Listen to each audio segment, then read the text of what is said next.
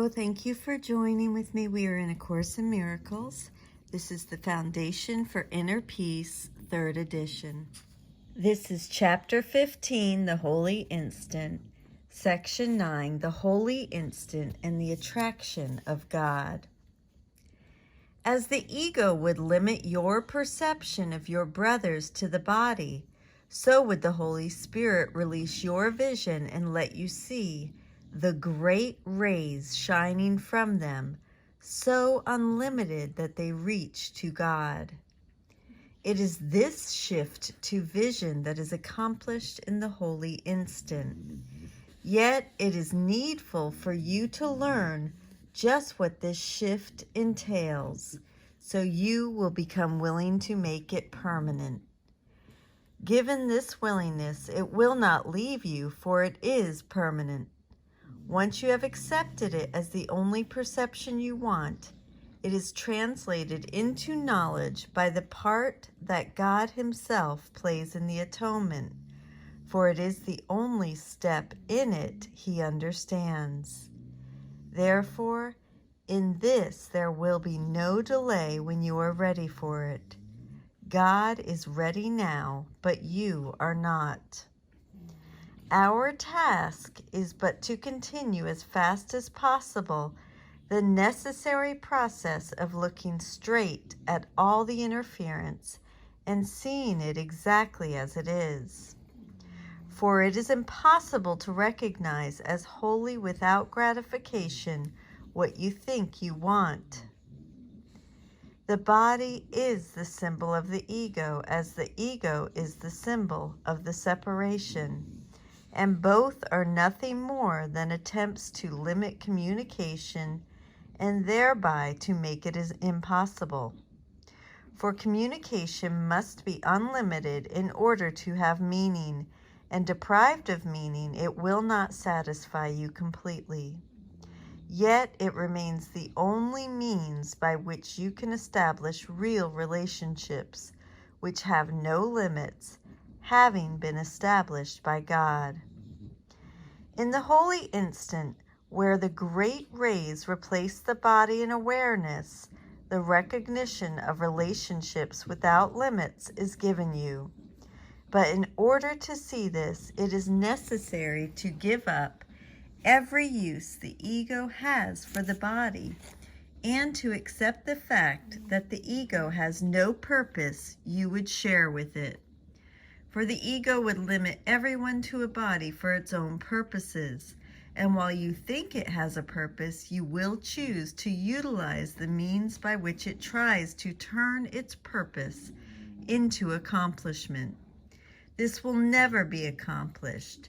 Yet you have surely recognized that the ego, whose goals are altogether unattainable, will strive for them with all its might, and will do so with the strength that you have given it. It is impossible to divide your strength between heaven and hell, God and the ego, and release your power to creation, which is the only purpose for which it was given you. Love would always increase. Limits are demanded by the ego and represent its demands to make little and ineffectual. Limit your sight of a brother to his body, which you will do as long as you would not release him from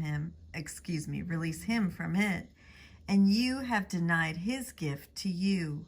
His body cannot give it, and seek it not through yours. Yet your minds are already continuous, and their union need only be accepted, and the loneliness in heaven is gone. If you would but let the Holy Spirit tell you of the love of God for you and the need your creations have to be with you forever, you would experience the attraction of the eternal. No one can hear him speak of this and long remain willing to linger here, for it is your will to be in heaven, where you are complete and quiet in such sure and loving relationships that any limit is impossible. Would you not exchange your little relationships for this? For the body is little and limited, and only those whom you would see without the limits the ego would impose on them, can offer you the gift of freedom. You have no conception of the limits you have placed on your perception, and no idea of all the loveliness that you could see. But this you must remember: the attraction of guilt opposes the attraction of God. His attraction for you remains unlimited, but because your power, being His, is as great as His, you can turn away from love. What you invest in guilt, you withdraw from God, and your sight grows weak and dim and limited, for you have attempted to separate the Father from the Son and limit their communication. Seek not atonement in further separation, and limit not your vision of God's Son to what interferes with His release, and what the Holy Spirit must undo to set Him free. For His belief in limits has imprisoned Him.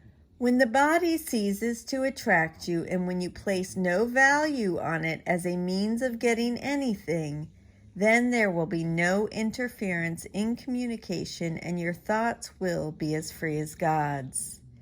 As you let the Holy Spirit teach you how to use the body only for purposes of communication, and renounce its use for separation and attack which the ego sees in it, you will learn you have no need of a body at all.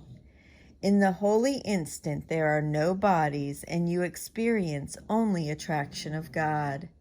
Accepting it as undivided, you join Him wholly in an instant, for you would place no limits on your union with Him. The reality of this relationship becomes the only truth you could ever want. All truth is here. I love you. Thank you so much for joining with me. This was section 9 in chapter 15, The Holy Instant. And I will see you tomorrow.